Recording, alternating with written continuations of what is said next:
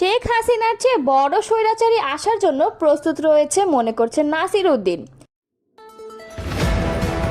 দলীয় এজেন্ডায় রিটার্নিং কর্মকর্তা নিয়োগ, সাজানো স্ক্রিপ্টে চলছে আসন বিন্যাসের কাজ।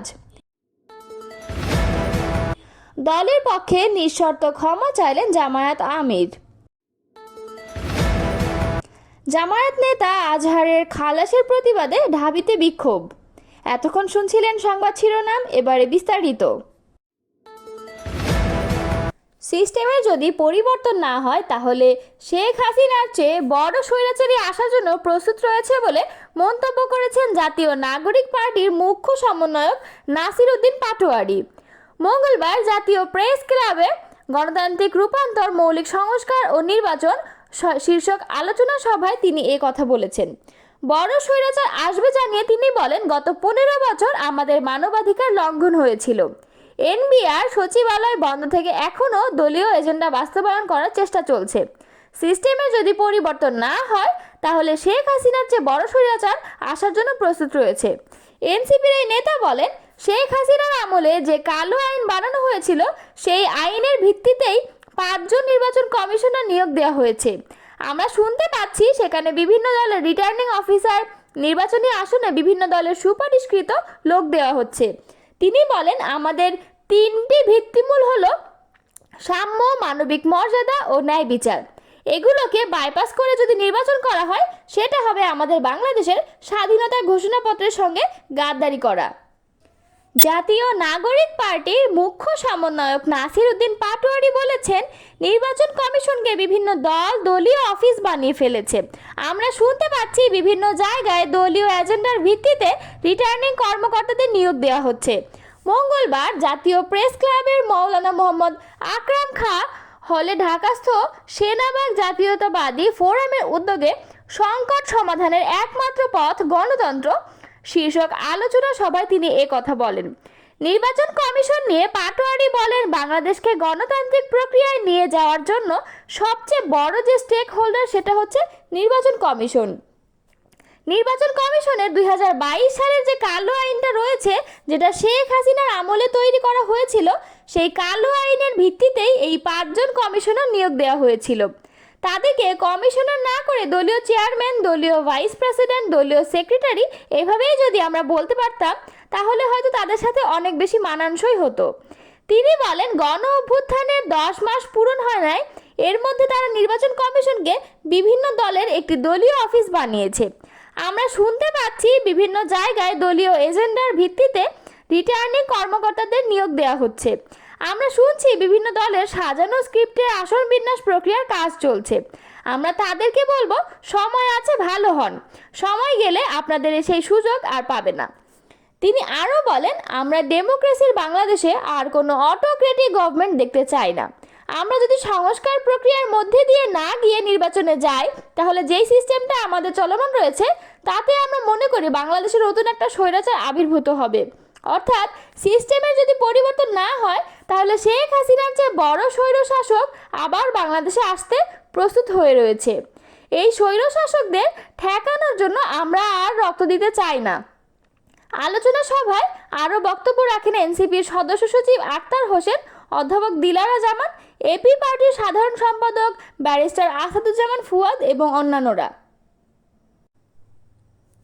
বাংলাদেশ জামায়াতে ইসলামী নেতাকর্মীদের কোনো আচরণে বা কাজে কষ্ট পেয়ে থাকলে নিঃশর্ত ক্ষমা চেয়েছেন দলটির আমির ডাক্তার শফিকুর রহমান।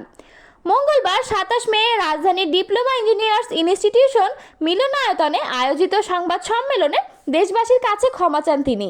ডাক্তার শফিকুর রহমান বলেন, আমাদের কোনো আচরণে, কোনো পারফরমেন্সে কষ্ট পেয়ে থাকলে আমাদেরকে ক্ষমা করে দেবেন। মানুষ আমরা, কেউ ভুলের ঊর্ধ্বে না। দল হিসেবে আমরা দাবি করি না যে আমরা ভুলের ঊর্ধ্বে। এই সংগঠনের প্রতিটি কর্মী, সহকর্মী কিংবা দলের দ্বারা যে যেখানে ক্ষতিগ্রস্ত হয়েছেন, কষ্ট পেয়েছেন, নিঃশর্ত ক্ষমা করে দেবেন। এর আগে তিনি বলেন, বিপদে ঘাড়ে নিয়েও আমরা চেষ্টা করেছি দেশবাসীর বিপদে পাশে থাকার। এমনকি ফ্যাসিস্ট সরকারের বিদায় নেওয়ার পরে আমরা চেষ্টা করেছি আমাদের শহীদ পরিবার, আহত পঙ্গু ভাই বোনদের পাশে থাকার। কিন্তু আমরা এটা বিশ্বাস করি যে আমাদের পুরো কর্তব্য আদায় করতে পারিনি অনেক সীমাবদ্ধতার কারণে। তিনি আরও বলেন, দেশবাসীর সমর্থন ও সহযোগিতায় যদি এই দেশের সেবা করার দায়িত্ব আমাদের উপরে আসে, আমরা প্রতিশোধের রাজনীতির অবসান ঘটাবো, বৈষম্যের রাজনীতির অবসান ঘটাবো ইনশাআল্লাহ। সংবাদ সম্মেলনে তিনি বলেন, শেখ হাসিনার স্বৈরশাসন আমলে পাতানো আদালত ও মিথ্যা সাক্ষীর মাধ্যমে দলটির 11 জন দায়িত্বশীল ব্যক্তির জুডিশিয়াল কিলিং হয়েছে। সাবেক প্রধান বিচারপতি এস.কে. সিনহা বিষয়টি তার লেখা বইয়ে অপরাধ স্বীকার করে তুলে ধরেছেন বলে উল্লেখ করেন জামায়াত আমির। তিনি বলেন, এই বিচার প্রক্রিয়ার সময় তাদের দলের নেতাদের নির্যাতন করতে সেফ হোম এবং মিথ্যা সাক্ষী দেওয়ার জন্য লোকদেরকে রাখতে সেফ হাউস বানানো হয়েছিল। এই সম্পূর্ণ বিচার প্রক্রিয়াকে তিনি জেনোসাইড অব দ্য জাস্টিস বলে উল্লেখ করেছেন। এর আগে মঙ্গলবার সকালে সুপ্রিম কোর্টের আপিল বিভাগ থেকে 71 মানবতা বিরোধী অপরাধের অভিযোগ থেকে জামায়াতে ইসলামের মৃত্যুদণ্ডপ্রাপ্ত নেতা এটিএম আজহারুল ইসলাম বেকসুর খালাস পান। যুদ্ধাপরাধের মামলায় মৃত্যুদণ্ড থেকে জামায়াত ইসলামের নেতা এটিএম আজহারুল ইসলামের খালাসের প্রতিবাদে বিক্ষোভ মিছিল করেছেন ঢাকা বিশ্ববিদ্যালয়ের বাম ছাত্র সংগঠনগুলোর নেতারা। মঙ্গলবার বিকাল 5টায় ঢাকা বিশ্ববিদ্যালয়ের মধুর ক্যান্টিন থেকে মিছিল নিয়ে তারা রাজু ভাস্কর্যে গিয়ে তারা সমাবেশ করেন।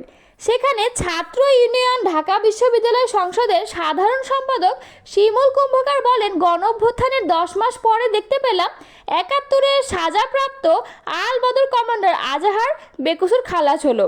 রক্তের উপর দাঁড়ানো এই সরকার আমাদের সঙ্গে বেইমানি করছে।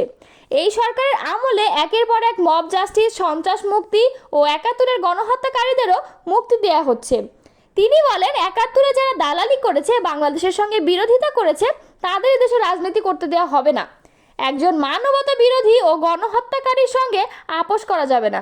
যদি করেন তাহলে আপনার অবস্থা পতিত হাসিনার মতোই হবে।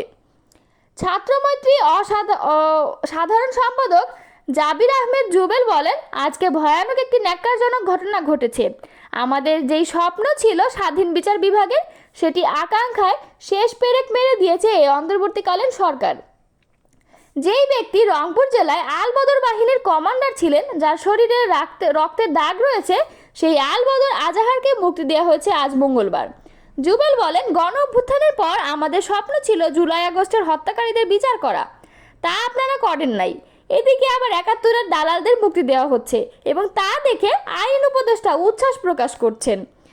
আপনারা এই গণ অভ্যুত্থানকে জামাতের কোলে তুলে দিচ্ছেন। আমরা এই দেশের মানুষ 71 ভুলি নাই, তাই আমরা 71-এর বিরোধিতাকারীদের বিচারের জন্য বৃহত্তর কর্মসূচি ঘোষণা দেব। যুদ্ধাপরাধের মামলায় মৃত্যুদণ্ডের রায় বাতিল করে জামায়াত ইসলামের নেতা এটিএম আজহারুল ইসলামকে বেকসুর খালাস দিয়েছে সুপ্রিম কোর্টের আপিল বিভাগ। 6 বছরের ব্যবধানে দ্বিতীয়বার আজহারের আপিল শুনে প্রধান বিচারপতি সৈয়দ রেফাত আহমেদের নেতৃত্বাধীন আপিল বিভাগের 7 বিচারকের পূর্ণাঙ্গ বেঞ্চ মঙ্গলবার ঐকমত্যের ভিত্তিতে এ রায় দেয়। জুলাই অভ্যুত্থানে সরকার বদলের পরিবর্তিত প্রেক্ষাপটে এই রায় এলে 71 মানবতা বিরোধী অপরাধের কোনো মামলায় রিভিউ আবেদনের পরিপ্রেক্ষিতে আপিলে এই প্রথম কেউ খালাস পেলেন।